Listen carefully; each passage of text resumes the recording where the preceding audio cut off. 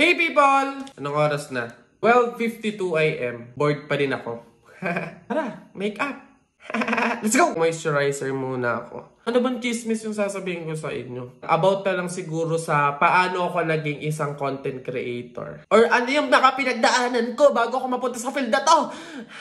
Dati pa lang naman gustong gusto ko nang makilala ko ng mga tao. Like, gusto ko maging artista ako, makilala ko ng mga tao, maging sikat, ganyan. So, syempre, nag-audition ako sa online. Ang dami kong in-auditionan online. Sa mga K-pop idol pa. Nag-audition din ako sa Star Hunt. Kaso nga, hindi naman ako natatanggap sa mga audition.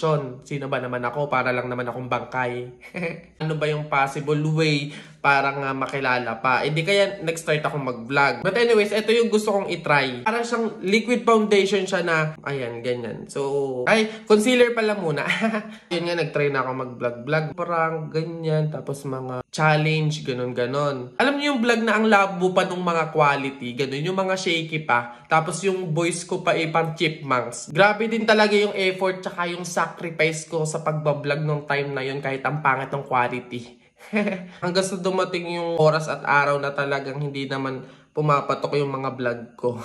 Yung tipong 1 week na ang nakakapanood pa lang 100 na tao. Hanggang sa nagsawa na akong video-video, mag-vlog. Hindi ko alam kung bakit nasa sitwasyon ako ng paggaganto. Hindi ko naman kontento. Nagme-makeup lang ako kasi mema lang. Ang pangit ka. Ang pangit mo. Ang pangit. Bakit? Binuo mo na yung concealer. Ba't binuo mo na? Ang pangit. Ayun nga. Di ba nga hindi ako hindi naman pumapatok yung mga vlog ko. Kaya naisip ko maghanap na ako ng trabaho kasi wala namang nangyayari. Kung baga naisip ko na huwag ko na lang tupadin yung pangarap ko. Bigyan na lang niya ako ng trabaho.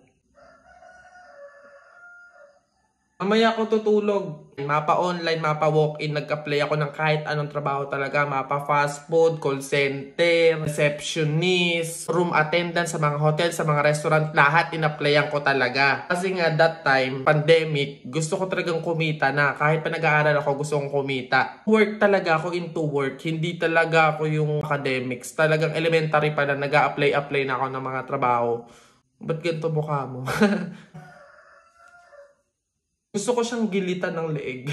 Halos 20 na company yung in-applyan ko online. 10 company walk-in. Sunod-sunod yun na company. As in magkakadikit lang halos. Tapos, isa-isa kong pinasahan yun ng resume. Ni isabi, wala man lang tumanggap sa akin talaga. Tapos one time naalala ko pa, iyak ako ng iyak habang papalabas ako ng gate. Kasi inasar ako ng isa sa mga company na parang hindi ka nakapasa, no? I mean, hindi ka natanggap, no? Hindi ka pinapasok, no? Kasi wala kang backer. Puti!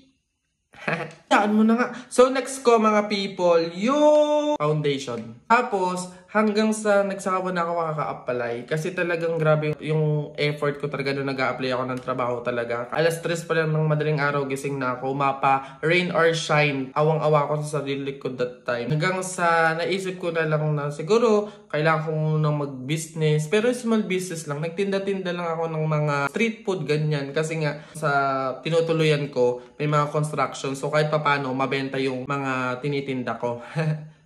Huwag na kayo mag-focus sa makeup ko, ha. Mag-focus na lang kayo sa kwento ko. Kasi ano to, makeup gone wrong. Eyeshadow naman tayo. Ayun nga, tinda-tinda ako ng mga street food. Dumating na naman yung punto na hinahanap ko na naman yung pangarap ko na makilala ng mga tao. Ano ba to? Pinasok? Hindi naman ganito mag-makeup. Na-discover ko nga yung TikTok. Kasi dati hindi ako nagti-TikTok. Parang natotoxican ako dati. Joke lang TikTok. Wag mong i-ban. Wag mong tanggalin yung views nito, ha?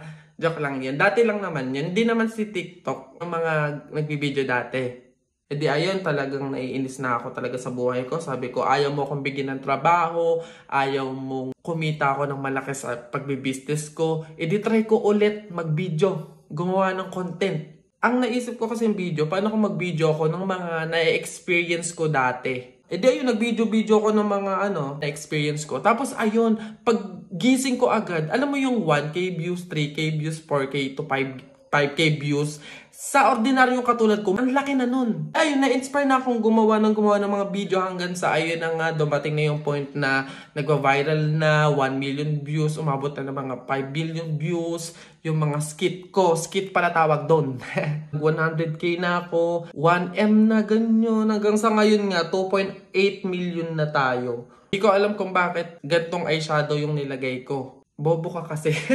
Naalala ko yung mga panahon. Alam nyo ba, yung pag nagtitake ako ng yung mga panahon na nagsisimula pa lang ako, pinagpapatong-patong ko yung galon ng tubig, tapos tinatanggal ko yung bombilya sa kisame namin, yun yung gagamitin kong ilaw. Ayun, kahit papano, natupad ko yung pangarap ko na kahit papano makilala ko ng mga tao. So, ayun, may mga nakakakilala sa akin kapag napunta akong public. Yung totally sikat na sikat, kilalang ng mga tao, pero hindi nalalayo. Ganon. Hanggang sa nag-earn ako ng money, ganyan, kasi meron na tayong mga brand collaboration, mga promotion, ganyan. Kung ako, tatanungin nyo, ano ba yung tip ko sa pagiging content creator? Dapat talaga, alam mo yung ginagawa mo. Dapat masaya ka sa ginagawa mo. Like, passion mo na talaga siya, na kahit sobrang hirap, doble effort, sacrifices, masaya ka pa rin sa ginagawa mo. Ito number 1 ko talagang sinasabi sa mga nagtatanong sa akin na gusto din mag-content creator, na palibhasa, malaki ang kita talaga kapag nagko-content ka kasi talagang puhunan mo din yung video mo and ano yung content mo.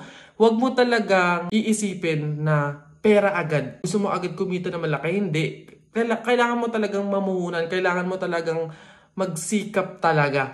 For example, yung pagod, yung puyat sa pag-e-edit, yung utak mo pagod din, kakaisip ano ba per day yung gagawin mo na content, di ba? Talagang katawan, utak yung kailangan mong pagganahin. Tapos syempre meron ding mga gaganon sa paligid mo, so kailangan hindi mo pansinin yun, kailangan hindi ka magpahatak pababa. Tapos alam niyo ba mga people, share ko lang din. Dati nag 100k ako, nag 1M million followers ako sa TikTok. Alam mo yung celebration na ginagawa ko, hihipan ko yung cake, pero hindi siya totally cake. Yung mga cupcake sa tindahan, yun yung ibublow ko. Kasi wala talaga akong pambili. Parang pag binabalikan ko talaga siya, sobrang grabe din talaga yung pinagdaanan bago napunta ako sa situation na to. Nasabi ko nga din talaga sa iba na lahat ng meron ako ngayon, hindi ko basta hiningi. Kumilos ako, hindi lang basta humiling. Aayon din sa atin ang mundo. Iikot yan. Tapos hanggang sa malaman natin yung sagot kung para sa atin ba talaga. Tatapusin ko na to. Basta ito lip balm. Basta kahit pa paano na-inspire kayo sa kwento ko, sa pinagdaanan ko bago ko napunta sa kung nasan man ako ngayon. Ito na yon. Ito na yon. Basta make-up to. Ha? Make-up yan. Make-up yan. Naglagay ako ng make-up So make-up yun. Ayun na mga people, sana kahit pa paano nag-enjoy kayo dito.